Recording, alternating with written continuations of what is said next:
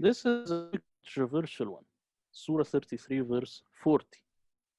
Muhammad was not the father of any of your men, but Allah's messenger and the seal of the prophets, and Allah was of everything knowing. The people, of course, and the Islamic tradition relates this to Zayd ibn Thabit, Zayd ibn Haritha, I'm sorry. And they say that Muhammad was his father and he was his adopted son. Although the Quran just says Zayd. Zayd could mean something else in Arabic. But this is not what we are discussing here. We're just looking at this verse. It is important to see that Arabic, it says ما كان Muhammad, means was not is not, as all translations put it. Therefore, it is speaking about something in the past. This is crucial. This is a reference to Jesus, who really was not the father of any of the men. Maybe people back then claimed to be the descendant of the Messiah for some reason. And I was searching and I found traces of something like this. So Jesus really was not the father of any of the men. Jesus would be the seal of the prophets before the Arabian prophet arrives to the scene. These people, they were Christians, especially Muawiyah. And I forgot to say about the verse before, that blessed be, or the servant of Allah. This is a Christian name in Arabic. The word Abdullah is Christian in Arabic. So when we look at the Muawiyah inscription, it says Abdullah Muawiyah. It means the servant of the Lord Muawiyah. He was a Christian. But back to the point, Jesus was the seal of the prophets before Muhammad arrived to the scene. What do you think?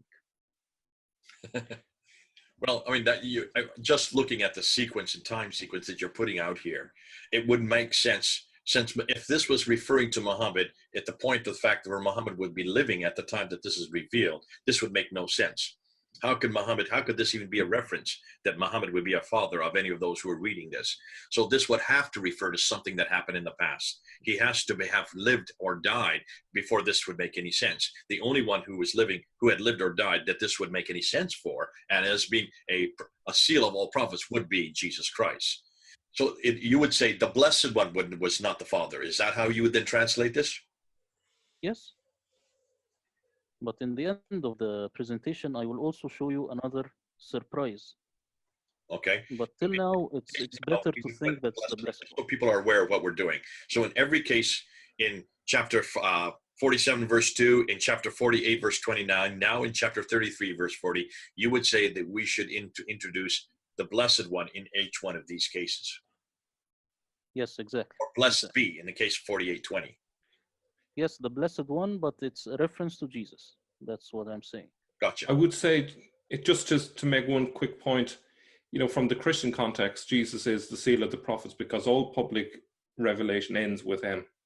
So this would fit in nicely with what the text is saying.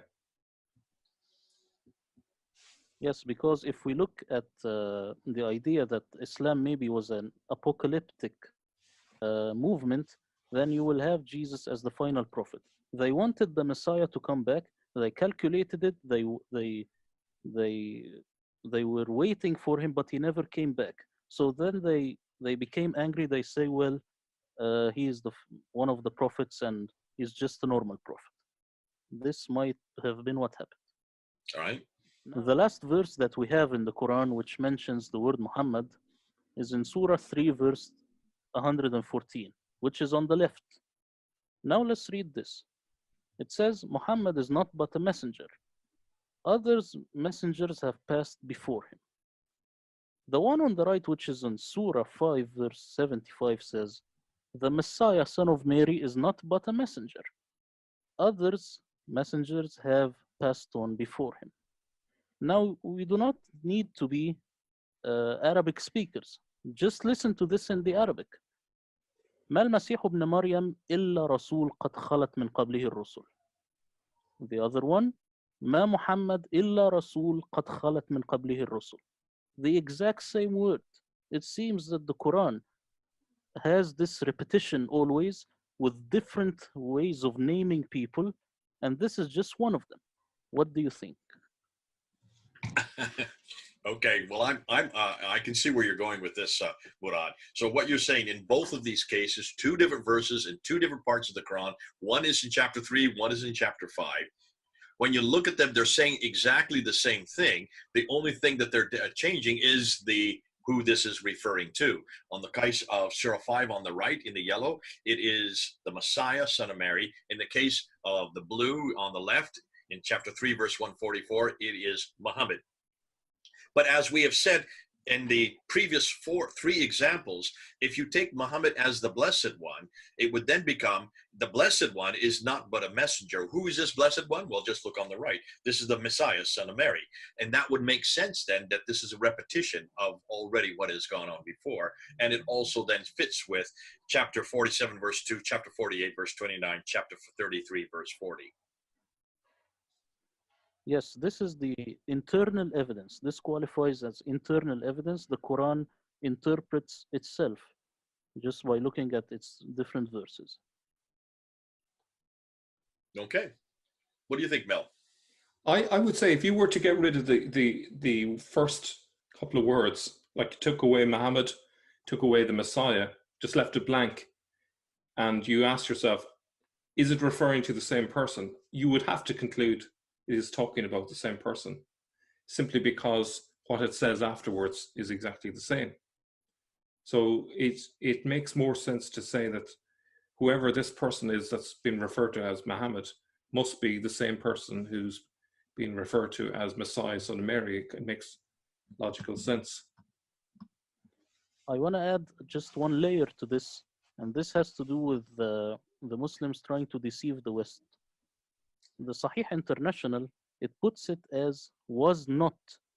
So this verse about the Messiah, son of Mary, was not, but this is not. Why is that?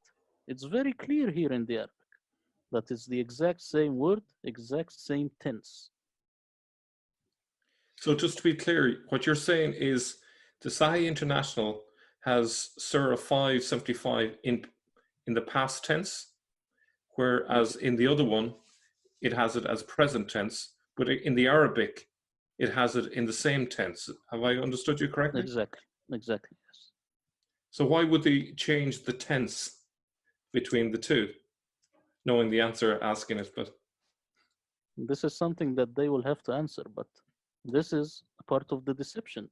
If you have dignity, you have to just literally translate every word. Now, there is further evidence for this theory. This is the word Yasua in Syriac. We know that the name of Jesus in Arabic is Yasua. It has never been Isa. And you can see here how it's drawn. Now, this is the word Muhammad in Arabic. You can see here how similar they are. The Arabic Muhammad is an Arabization of the Syriac Jesus.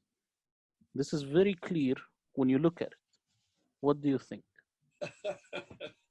Oh, I see. I see why you're putting this in as a surprise.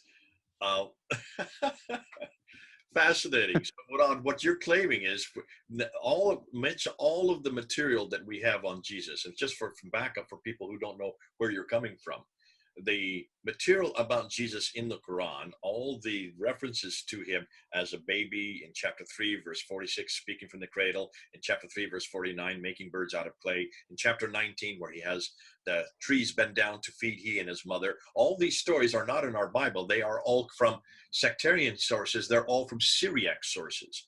And the Syriac sources are what the writers of the Quran had to borrow from in order to find out about these stories of Jesus. And the name for Jesus, as you see written there, that's the first time I've seen the name for Jesus written. When you look at the Arabic name for Muhammad, it's almost identical. And when you look at it first glance, it looks very much the same. So you're making a claim here that possibly this is why they got the confusion. They got it mixed up. Yes, and this is maybe why the name Isa pops up in the Quran. The Christians in Arabic, they never call him Isa. Isa is close to Isu, which was the bad son and then they changed it to rhyme with Musa. So Isu became Isa, so that the Quran is always focusing on the rhymes. So Musa and Isa. Why did the name Isa just come into existence? It has always been Yeshua. So it suggests that something went on here. I don't know much. It's just new, but something has to do with the name Muhammad and the name Yeshua in Syriac and the name Isa. That's fascinating. Mel, I don't know if you want to say anything, because I'd like to say one more thing about this Yeshua. I think this idea of Isa being used is because they're using it from different traditions which are non-Christian, and that's why there's a different word for Jesus in the Quran rather than. I don't think it is just a simple mistake, or I don't think it's simply for rhyming, but there are rock inscriptions in northern Arabia that precedes Islam, which would be evidence for it being the basis for why they picked Isa rather than Yeshua. Just to back up what Murad is saying about the fact that they've got another name for Jesus than what we have in Arabic, the Christian Arabs always referred to Jesus as Yeshua. We know this from the Sinaiticus Codex 151, which is just in St. Catherine's Monastery in the Sinai Peninsula. And when you look at the date on that manuscript, it is dated to 868. That's the late 9th century.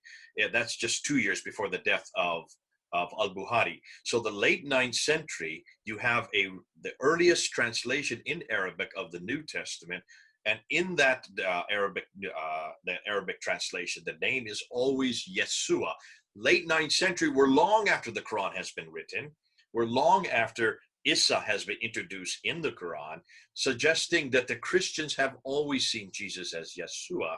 And as to where the Muslims got the word Isa, I'm going to let Mel and Murad battle that out between them. I'm going to be agnostic at this point. We do know, however, that this could be one of the reasons why they've got the Ahmed or the Muhammad mixed up. If this is the first time I've seen this original Syriac for Jesus, the Syriac name for Jesus, I would surmise, and this is just a surmise on my part, that if you're going to borrow the story from the Syriac traditions, you take the name that goes with it. You bring the name in with you. You bring the story and the name with you, suggesting that that may be another reason why Isa is found in the Arabic Quran and not Yeshua. Yeah, the other thing to bear in mind as well, in that area of Arabia, a lot of Arabs were at least bilingual, and some of them were trilingual. So they would have had Syriac Arabic, and some of them would have had Greek as well.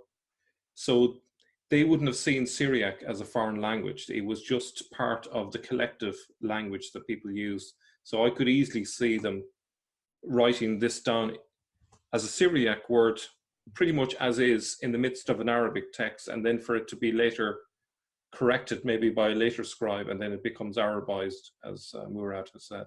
But Murad, you are saying here that one of the confusions and one of the reasons why Muhammad or Muhammad is in these verses could be because they confused the Syriac rendering. When they saw the Syriac, they then thought in Arabic, this is Muhammad. Yes, this is a possibility, but what I'm saying that in the large scheme of things, it is a mistake to ignore the word Yeshua in Syriac. This is very crucial. Now, did this get dependent on this?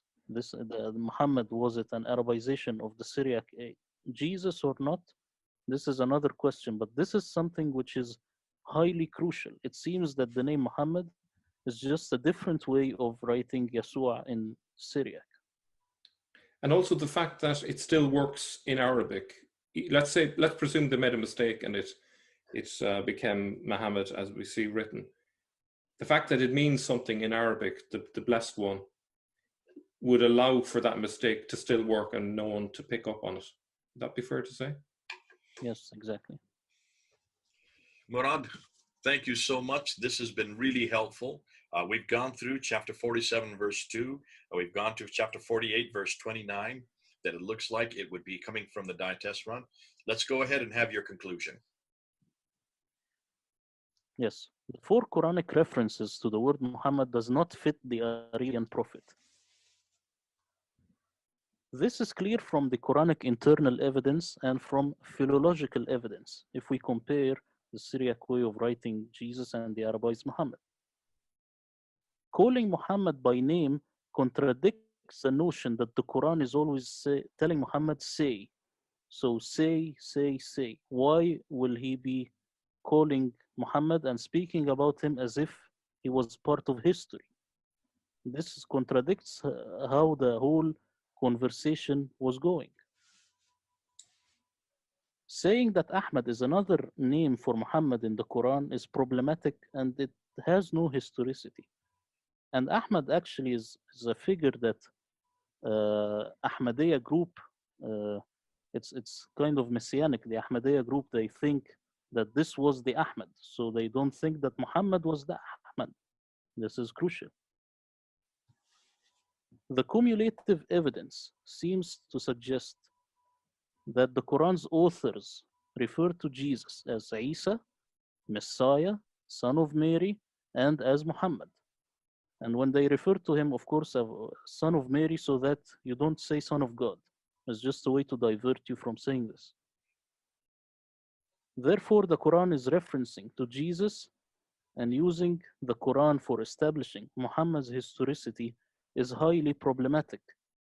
The Muslim sides, when they were against Robert Spencer and David Wood, they were just using the Quran. This is wrong. That's all I have to say on this. Well, this has been excellent. Thank you so much. This is, of course, you're putting this out there as like a white paper. We're going to get some responses. I want Muslims and those of you who have listened to this video, I want you to respond in the comment section below. If you have difficulty with what has been said, remember, we've gone now through the only 4 references for Muhammad's name in the Quran. Chapter 47, verse 2. The Blessed One is a way that you could put it that way. In chapter 48, verse 29. It looks like this one has been borrowed from the Diatessaron, the Blessed One again, which is referring to, in this case, Jesus. And also when you look at the context, the fact that he's taking on the sins, this could not be anybody else but Jesus, because Muhammad does not take on our sins. In chapter 33, verse 40, Makan, was not in the past tense.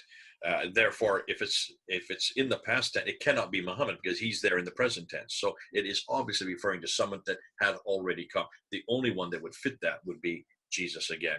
And then in chapter 3, verse 144, when comparing chapter 3, verse 144 with chapter 5, verse 75, I think it is, you can see clearly that you have the same reference for Jesus as you have in the other. If you put the Blessed One, as we've seen in the previous 3, then it makes sense that the Blessed One would be the one that this is referring to. In chapter 5, verse 75, then it is synonymous with chapter 3, verse 144. So you've done a very good job, Murad. You've made your case. Now it's for the Muslim side to make their case to see if this is incorrect. This is the beginning of the debate. We're not going to say that this is the ending of the debate. Let's go ahead and let's bring it back and forth. Let's see where we go from there. Let's see the other side. Let's see if people can convince us. I think you've done a very convincing job today, Murad. Thank you for your time. Mel, do you want to say anything before we end? I think, the fact that Muhammad is mentioned so few times in the Quran is suggestive that the focus of the Quran isn't about a person called Muhammad. So this evidence, I think, supports that and leads us to doubt who it really refers to. So thank you, Murad. Thank you very much for having me. God bless you. This is Mel, Murad, and Jay. Over and out.